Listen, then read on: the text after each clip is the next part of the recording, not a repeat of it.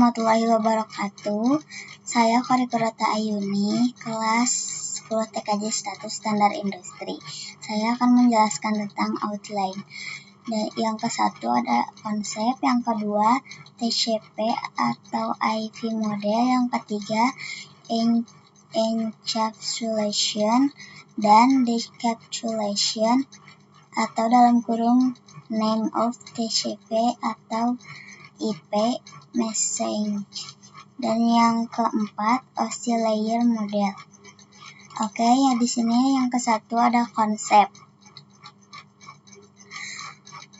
Jaringan komputer mengacu pada perangkat komputasi yang saling terhubung serta dapat bertukar data dan berbagi sumber daya satu sama lain. Yang kedua, untuk terjalinnya proses bertukar data tersebut diperlukannya aturan yang mendefinisikan bagaimana kumpulan komputer agar bisa saling komunikasi.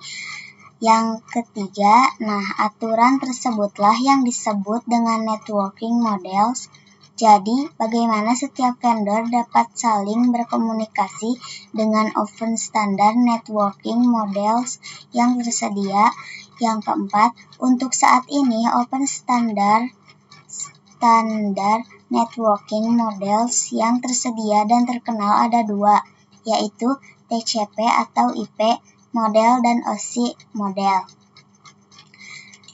Yang selanjutnya, penjelasan tentang TCP _IP model. Yang ke-1, TCP IP model merupakan jenis networking model yang saat ini digunakan.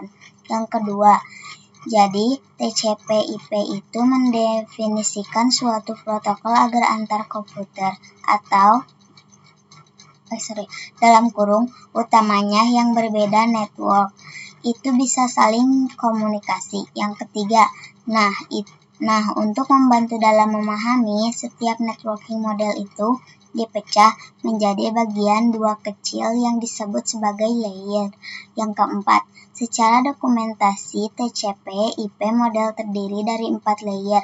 Namun penerapan dalam real network TCP IP model lebih mudah untuk dibagi menjadi 5 layer.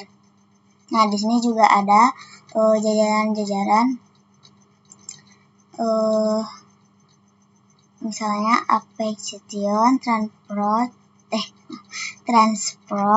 internet, network access, application, transport, network, data link, dan physical. Selanjutnya, penjelasan tentang TCP _IP dalam application layer. Application layer berfungsi sebagai antarmuka dengan aplikasi, mengatur bagaimana aplikasi dapat mengakses jaringan dan kemudian membuat pesan-pesan berskala. Di antar contoh service dari application layer itu seperti HTTP, POV3, SMTP, IMAP, SSH, DSB. Selanjutnya, HTTP itu digunakan ketika kita mengakses suatu web server.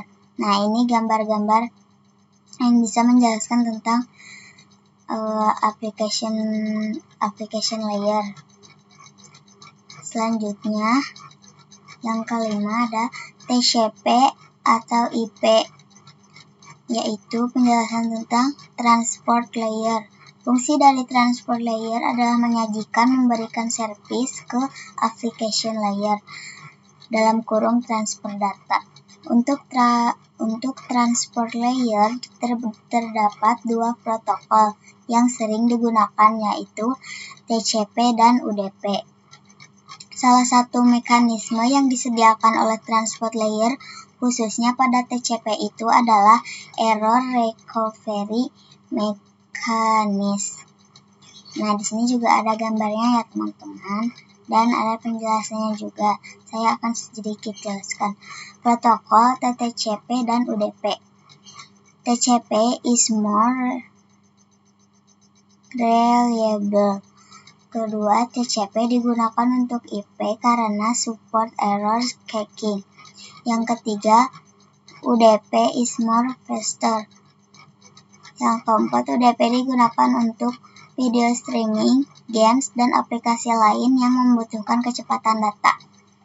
Selanjutnya, TCP/IP yaitu penjelasan tentang network layer.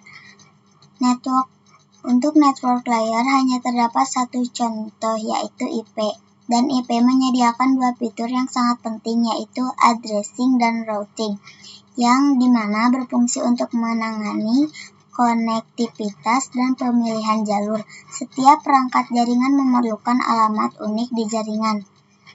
Misalnya, yang contoh yang ke-1, addressing. Jadi, kalau ada addressing itu bahwa IP address itu sendiri, yaitu memberikan nama pada perangkat di jaringan komputer. Yang kedua, ada routing. Routing salah satu fitur yang disediakan pada IP di bagian network layer yang bekerja layaknya kantor pos, mencari rute tercepat untuk sampai tujuan. Di sini juga ada gambar yang teman-teman bisa lihat. Yang selanjutnya, TCP/IP yaitu data menjelaskan tentang data layer dan physical layer. Di sini ada data link layer mendefinisikan protokol yang dibutuhkan pada physical layer. Salah satu fitur pada data link layer ialah FCS atau bisa disebut frame check squash, yaitu error detection mechanism atau bisa disebut hanya mendeteksi error tanpa recovery. Selanjutnya ada addressing yang digunakan pada data link layer adalah match address. Yang selanjutnya ada physical layer mendefinisikan cabling pada suatu jaringan komputer, dalam kurung mendefinisikan secara fisik apa yang digunakan untuk menghubungkan antar device. Nah, di sini juga ada gambarnya ya teman-teman. Dan yang seterusnya ada encapsulation and decapsulation, yaitu encapsulation itu proses membungkus data dengan header pada data di setiap layernya. Adapun decapsulation maka itu sebaliknya. Di sini ada gambarnya ya teman-teman, bisa dilihat. Dan di sini juga ada name of TCP/IP message. Yang ke-1, application layer atau data, transport layer atau data, TCP header segment. Dan yang ketiga, network layer atau data, TCP header, IP paket. Yang keempat, data link layer, data, TCP header, IP di header, dan DT Taylor frame. Di sini yang terakhir ada OSI model konsep. Untuk saat ini, model yang sering digunakan hanya TCP/IP karena untuk dari sisi perkembangan protokolnya, modelnya TCP/IP lebih dominan dibanding OSI layer. Namun OSI layer biasa dipelajari karena mudah dipahami. Sebelum networking model ada, setiap vendor memiliki networking modelnya masing-masing.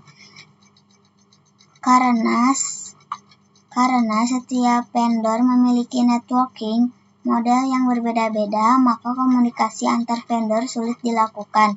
Jadi, usaha untuk membangun suatu jaringan komputer sangat gede.